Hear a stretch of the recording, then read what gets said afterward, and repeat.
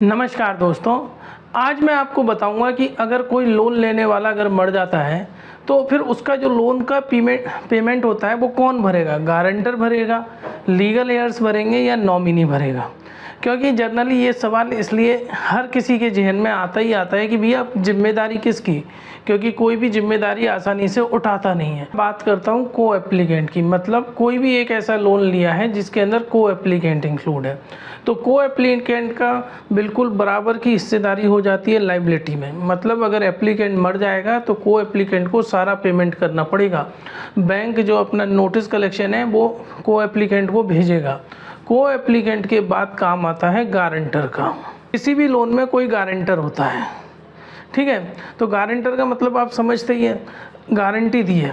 वो गारंटर का एक तरीके से जो डेफिनेशन है वो ये है कि कोई भी इंडिविजुअल जो ये प्रॉमिस करता है कि अगर लोन लेने वाले ने डिफ़ॉल्ट किया तो उसका पेमेंट मैं करूँगा। तो इसका ये मतलब हो गया कि अगर लोन लेने वाला अगर पेमेंट नहीं करने की स्थिति में होता है, मर जाता है या बैंकक्रप्ट हो जाता है या भाग जाता है, तो उसके एवज में बैंक सिर्फ गारंटर को पकड़ेगी। मतलब गारंटर को ही लोन का रीपेमेंट करना होगा। जितनी भी ऑब्लिगेशंस हैं एप्लीकेंट की वो सब प्रिंसिपल डेप्टर की। ये इस तरह का एक डायग्राम है, आप समझ सकते हैं। प्रिंसिपल डेप्टर क्रेडिट से पैसा लेने गया तो उसने कहा कि इसको कार दे दो, नहीं तो मैं इसकी लायबिलिटी डिस्चार्ज करूँगा। आप ये समझ सकते हैं। तो मतलब बैंक अगर यदि एप्लीकेंट मर जाता है या डिफ़ॉल्ट हो जाता है तो बैंक सबसे पहला नोटिस गारंटर को भेजेगा। तो इस तरीके से गारंटर की पूरी लायबिलिटी बनेगी। अब मैं बात करता हूँ लीगल हेयर्स। लीगल हेयर्स मतलब वो लोग जिनको जो बोरोवर जो एक्सपायर हुआ है उसकी जो भी प्रॉपर्टीज़ है वो उन लोगों को मिलने वाली है। तो इसके अंदर क्या होता है कि सबसे पहले तो आप ये पता कर लें कि कहीं कोई पॉलिसी तो नहीं ले रखी। अगर पॉलिसी नहीं ले रखी तो फिर जो लीगल हेयर्स हैं वो रिस्पॉन्सिबल होंगे। इसके अंदर एक टर्म्स है कि लीगल हेयर्स की जिम्मेदारी सिर्फ उतनी ही रहेगी जितनी प्रॉपर्टी या कुछ जो भी प्रॉपर्टी मिल रही है उनको, तो उसमें अगर उनको हिस्सेदारी मिल रही है। तो मान के चलिए अगर कोई बोरोवर मर जाता है, उसके पास कोई प्रॉपर्टी नहीं होती, किसी तरह का पेमेंट नहीं होता, तो लीगल हेयर्स की कोई लायबिलिटी नहीं बनेगी।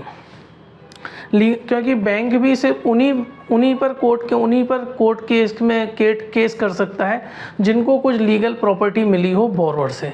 अगर नहीं मिली तो उस केस में लीगल हेयर को टेंशन लेने की कोई ज़रूरत नहीं है, क्योंकि उसने कोई भी एसेट्स बोरोवर से नहीं लिया है, ना उसको मिला है। उस केस में बैंक लीगल हेयर का कुछ नहीं कर सकती। लेकिन अगर कोई प्रॉपर्टी ली है तो बैंक ने उसको उस लीगल हेयर के खिलाफ कोर्ट में जाके याचिका दायर करके उसकी प्रॉपर्टी को सीज कर सकती है। अब बात करते हैं नॉमिनी।